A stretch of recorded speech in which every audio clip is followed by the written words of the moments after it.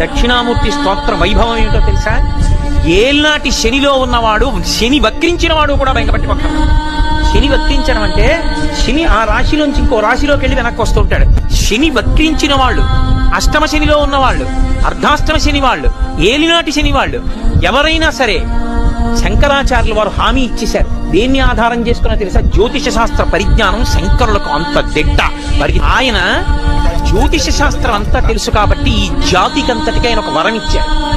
మీకు ఏ గ్రహం, ఏ పాపగ్రహం జాతకంలో బాధ పెడుతుండనివ్వండి, గురుగ్రహం యొక్క అనుగ్రహం మీకు ఉన్నంత కాలం మీ జాతకంలో ఇతర గ్రహములు ఏమీ చెయ్యలేవో. రోజు దక్షిణామూర్తి స్తోత్రం చేసేవాణ్ణి శనీశ్వర గ్రహం కూడా చెరగదు. కారణం ఏమిటంటే బలహీనం. దక్షిణామూర్తి స్తోత్ర వైభవం ఏమిటో తెలుసా? ఏల్నాటి శనిలో ఉన్నవాడు, శని వక్రించిన వాడు కూడా బెంగపట్టి పక్కన. శని వక్రించడం అంటే శని ఆ రాశిలోంచి ఇంకో రాశిలోకి వెళ్ళి వెనక్కి వస్తుంటాడు.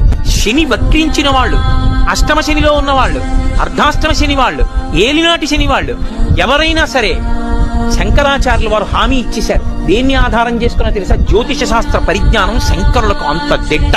మరి ఆయన జ్యోతిష శాస్త్రం అంతా తెలుసు కాబట్టి ఈ జాతికంతటికి ఆయన ఒక వరం ఇచ్చారు. మీకు ఏ గ్రహం, ఏ పాపగ్రహం జాతకంలో బాధ పెడుతుండనివ్వండి, గురుగ్రహం యొక్క అనుగ్రహం మీకు ఉన్నంత కాలం మీ జాతకంలో ఇతర గ్రహములు ఏమీ చెయ్యలేవో. రోజు దక్షిణామూర్తి స్తోత్రం చేసేవాణ్ణి శనీశ్వర గ్రహం కూడా చెరగదు. కారణం ఏమిటంటే బలహీనం.